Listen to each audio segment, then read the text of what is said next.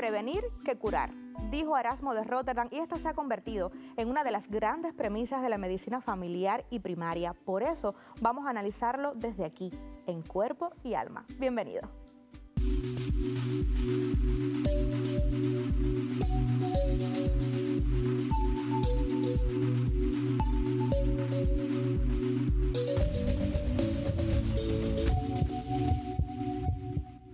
Y hoy tenemos un programa redondito, porque además de hablar de un tema muy necesario, vamos a hacer otra cosa muy linda. ¿A quién no le gusta una buena ensalada fría cubana?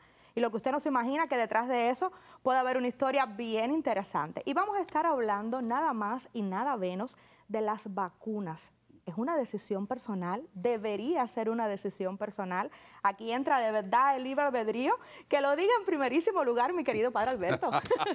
Un tema controversial. Muy controversial, así es. Tuvimos un tremendo rollo ahora con la pandemia, que si vacunarme, que si no vacunarme. En las familias había casi siempre una división 50-50, los que decían, nunca me pongo eso. Y las instituciones tomaron decisiones bien fuertes. Fuertes. Si usted no se vacuna, no puede hacer tal cosa. Pero ¿sabes otra cosa?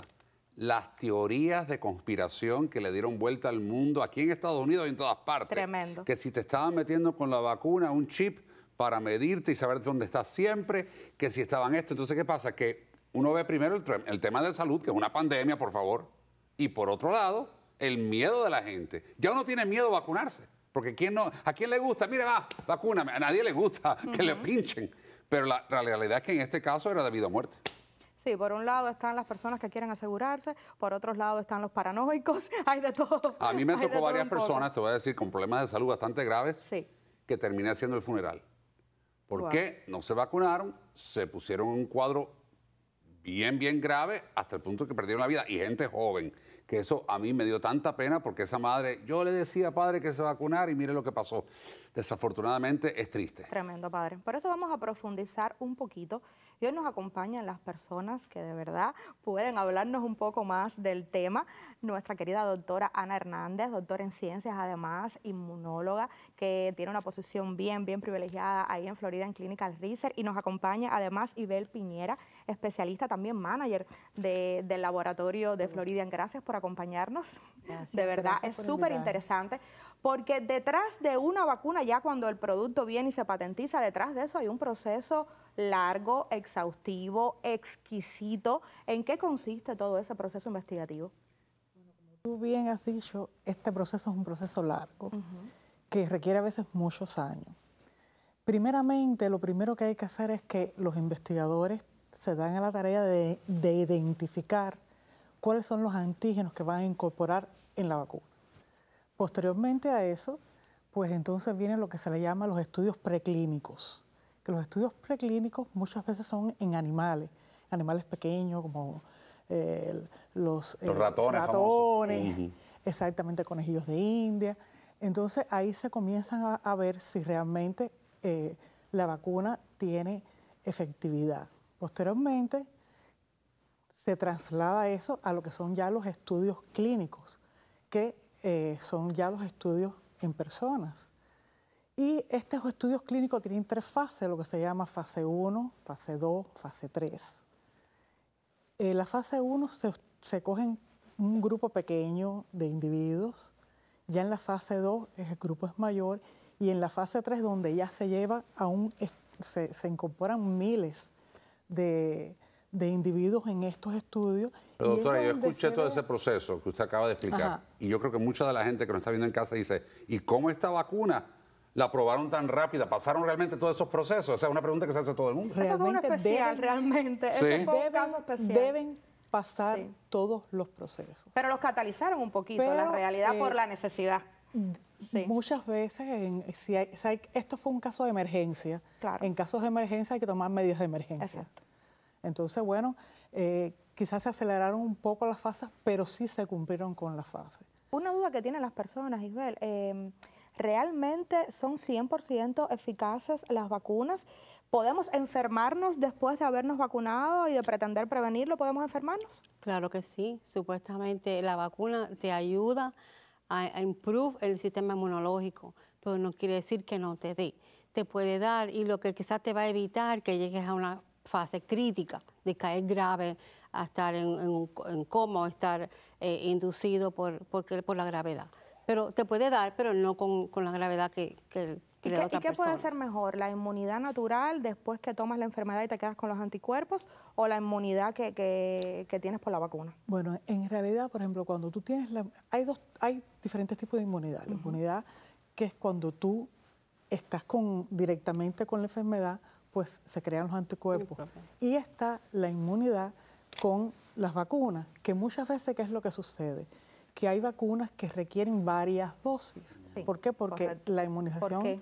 Bueno, porque es que a veces tienes una inmunización parcial o a veces necesitas, después de cierto tiempo, esa inmunidad va decayendo y necesitas lo que se dice un booster, es decir, una segunda y a veces hasta una tercera para poder alcanzar una inmunización total o una inmunización más efectiva. A mí me tocó algo interesantísimo. Yo llego con las enfermeras así, ¿no? Todas las señoras vestidas así, todas profesionales, y yo iba ese día de cura y creo que iba a llevar, creo que era mi esposa, o no me acuerdo, y me dice, no, usted no tiene 65 años, pero nosotros lo pasamos porque usted trata con mucha gente, lo tenemos que vacunar. A mí me vacunaron, yo fui uno de los primeros que vacunaron, y después de vacunarme me dijeron, no me acuerdo si era un mes o 2 meses, tiene que estar este mismo día a la próxima. Y dije, otra más. Sí. 2 y después la tercera. Hasta que no sacaron la Johnson & Johnson, creo que era una, pero la que me dieron a mí era 2, y después el booster, y después... Y por refuerzo. Sí. Pero esta segunda tenía unos efectos, te daban por lo menos un día, te la pasabas ahí bien enfermito. Es que a veces, a ver, las vacunas, hay distintos tipos de vacunas. Y hay algunas, por ejemplo, que se producen con virus que están atenuados o virus muertos. Esas son bastante efectivas. Hay otras vacunas que se producen, todos este tipo de vacunas que se están haciendo ahora de RNA, esas cosas son vacunas que a veces necesitan más de una inmunización. Si no son, cuando tú tienes el virus atenuado o los virus muertos, pues la inmunización a veces es más fuerte y requiere a veces solamente una sola inmunización, que de la otra manera a veces requiere más inmunización. Entonces la gente que tiene miedo porque han tenido otras condiciones y dicen, no, yo no me vacuno por si acaso, cáncer, diabetes y otras cosas, y dicen, porque tengo miedo, ¿cuál es el riesgo? Mira, yo siempre creo que uno tiene que hacer lo que se sienta bien. Claro. Y tienes que valorar y sopesar cuáles van a ser las ventajas que vas a tener sobre los riesgos que puedes correr. Y esa es una decisión que yo creo que es personal. En muchos casos, bueno, puede ser que las instituciones, los gobiernos tomen medidas a favor de una amplia población. Pero ahora, si tú tienes miedo a vacunarte, bueno, pues porque también cuando tienes miedo estás predispuesto y tu sistema inmuno también está predispuesto. Entonces, hay que tener un balance. Hay vacunas más polémicas, por ejemplo la del flu. Hay personas que no les gusta ponerse la vacuna del flu porque refieren que es peor el remedio que la enfermedad, que después se pasan muchos meses, casi el año entero con gripe. Y aprovechando, hablando de esto, ¿por qué cambia la vacuna? ¿Por qué hay que vacunarse todos los años cada vez que llega la temporada con la vacuna del flu? Bueno, porque el virus va cambiando, va mutando, y al mutar ya varió el efecto que va a tener el próximo virus de influenza o de catarro. O sea que la vacuna del año pasado no funciona para este año. Porque ese virus ya muta. Y para el próximo año tienen que ver cuál es la vacuna que va a ser efectiva para la mutación que salió. En el caso de la tercera edad, de los adultos mayores, que bueno, que trabajamos con ellos, que hay tantos que ahora mismo están en casita mirándonos, que tienen dudas, ¿puede ser un grupo etario más vulnerable a determinados efectos secundarios o a quizás que le afecte ese virus que le están inoculando? No sé, yo no sé de esto, pero bueno. Definitivamente siempre las personas de la tercera edad son un blanco más fácil para las enfermedades. ¿Por qué? Porque tienen menor cantidad de células B, que las células B son las que producen los anticuerpos, son las que te dan la defensa al organismo. O sea, al tener el sistema inmune un poco más débil que las personas jóvenes, pues definitivamente pues los virus, bacterias, todas esas cosas, pues van hacia esa población. Entonces yo creo que en ese caso es importante vacunarse porque te protege, te protege. Y si te da la enfermedad, puede ser que te dé, porque no estamos en... Es decir, cuando tú te vacunas no quiere decir que 100% estás protegido. Sí. pero no si va a ser te tan da, te fuerte, da atenuada. Vamos a seguir hablando del tema de los adultos mayores porque me parece que hay cositas interesantes que tocar. Pero primero yo les adelanté en el inicio del programa que tenemos nuestra sección Sabores y Memorias. Hoy con una exquisita ensalada fría, pero lo más interesante no es la receta, es la historia que hay detrás. Adelante, Carla Quintana con Sabores y Memorias.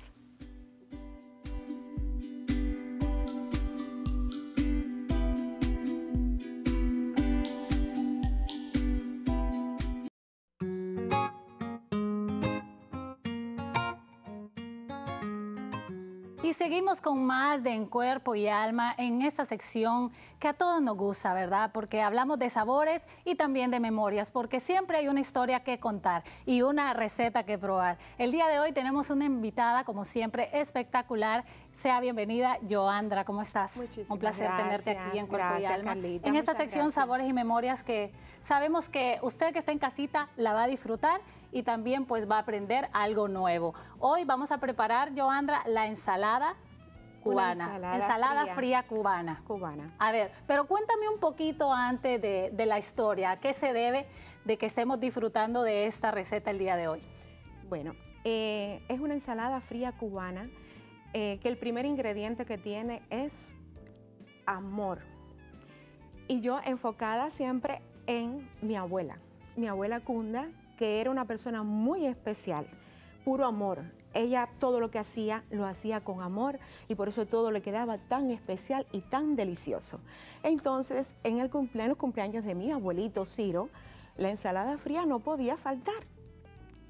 ¿Y qué puedo hacer yo mejor? ¿Y qué mejor legado tengo yo en mi vida que, bueno, pues mostrar mi amor por la cocina, por la culinaria, con las recetas de mi abuela Cunda? Aprendiendo de los mejores, realmente que te admiro porque eso debería existir, ¿verdad? En cada familia y siempre mantener ese legado del amor, precisamente. Y bueno, vamos a platicar y vamos a presentarle a nuestros televidentes los ingredientes que vemos por aquí para que lo vaya anotando y usted también pueda probar y disfrutar y hacer y disfrutar con su familia, por supuesto, de esta ensalada fría cubana y que es deliciosa. Espectacular, además. Sí. Bueno, lo primero es la pasta. En este caso, bueno, en esta ocasión tenemos coditos, pero se pueden hacer con espaguetis también. Jamón, también tenemos queso, cebolla, mostaza, la mayonesa que por supuesto no puede faltar, pero hay un detalle muy especial y es la piña, que es el secreto de esta receta. Contame cómo preparaste esta piñita. Porque sí, la piñita lo que hacemos es la piña natural, la cortamos en daditos, la ponemos a hervir con un poquito de agua y luego ya que se evapora bastante el agua le vamos a incorporar azúcar y dejamos entonces que haga un dulcito así como melcochadito, que es el que le da el toque a la ensalada fría cubana. Y ese es el secreto, ¿verdad? Ese es el secreto. Y lo estamos revelando claro. aquí en Sabores y Memorias, así que anote porque esto le da un toque delicioso. Pero además me gusta incorporarle también pasitas, también las aceitunas con el pimentón, que están deliciosos. Ok, te propongo algo, Joandra, y si quieres yo te voy ayudando. La vamos a mezclar para que en casita vayan viendo cómo es el procedimiento. Perfecto. Final. Vamos. Ok. ¿Con qué empezamos? Con el jamoncito. A ver, mientras estamos preparando esto aquí, contame, ¿qué sientes al momento que estás sirviendo o preparando este platillo en tus reuniones familiares? A ver, ¿qué te puedo decir? Mucha nostalgia por mi abuelito, bueno, mi abuelita también, porque mi abuela, ya te digo, enfocada en el amor que ella lo preparaba todo con tanto amor, y además de eso, mi abuelo, que es que le gustaba tanto la ensalada fría, que no podía faltar en sus cumpleaños, porque él lo primero que pedía era la ensalada fría. Y una ensalada fría con este estilo, esto es lo más delicioso. ¿Con qué vamos ahora? Vamos a incorporarle las pasitas. Ok.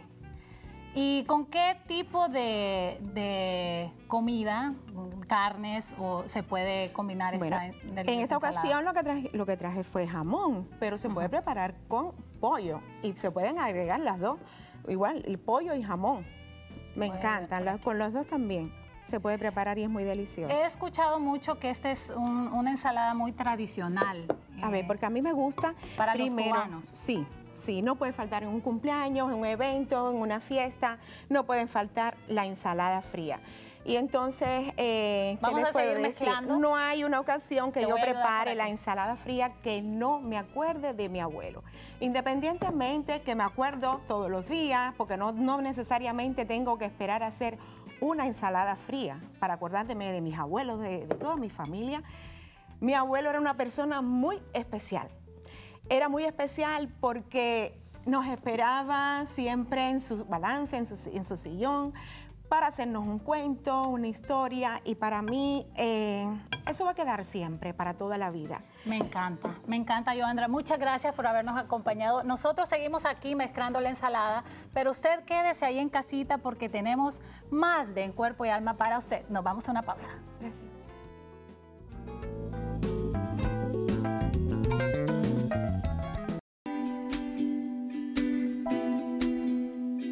Usted está viendo En Cuerpo y Alma, y antes de la pausa veíamos la confección de una ensalada fría cubana deliciosa. Yo quiero ensalada, porque lo que no previene una vacuna lo cura una buena ensalada fría. Pero de momento vamos a seguir conversando sobre la vacunación con la doctora Ana Hernández y con Ibel Piñera, que de verdad hemos aprendido muchísimo hoy, porque una cosa es lo que se habla, una cosa es lo que se comenta, lo que uno cree.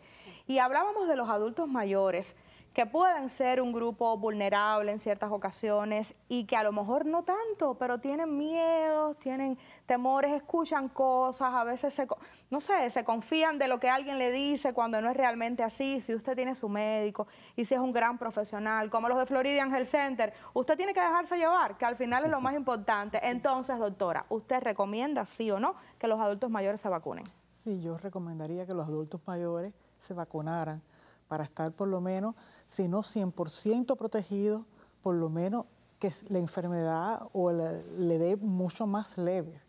Entonces es siempre bueno que estas personas pues tengan una mayor protección. Yo sí le voy a tirar una curva. Diga. Hay muchas personas en mi parroquia que dicen, padre, me fui a vacunar y me dieron las dos a la misma vez. La del COVID, el booster del COVID y la del flu. ¿Qué usted recomienda? ¿Se pueden dar las dos vacunas a la misma vez? Algunos médicos dicen que sí, otros dicen que no, yo no entiendo. En realidad son antígenos diferentes. Al ser antígenos diferentes, pues bueno, se pueden poner ¿qué es lo que sucede en esos casos? Que muchas veces, aunque los efectos secundarios sean mínimos, pues entonces puede ser que se sientan un poco mal después de la inyección, porque bueno, el cuerpo está reaccionando contra dos virus diferentes. Entonces hay que ser un poco cauteloso a la hora de poner las vacunas, sobre todo ver, por ejemplo, cómo se siente esa persona, se siente bien, está en condiciones de asimilar las dos vacunas a la vez, pues bueno, pero en realidad sí se puede poner porque son dos antígenos diferentes. Vamos a irnos de un extremo a otro, porque hay cosas súper interesantes. Por ejemplo, los padres. Sabemos que los niños pequeños desde que nacen se ponen muchas vacunas, todas planificadas. Hay padres un poco resabiosos con esto, que no les gusta vacunar a sus hijos o que lo hacen de manera selectiva. ¿Qué piensan ustedes al respecto, Ibel? Coméntame. Yo, como enfermera pediatra de un foreign country que soy, he visto que los padres son bien proactivos para las vacunas, porque honestamente quieren que sus hijos tengan su sistema inmunológico a temprana edad.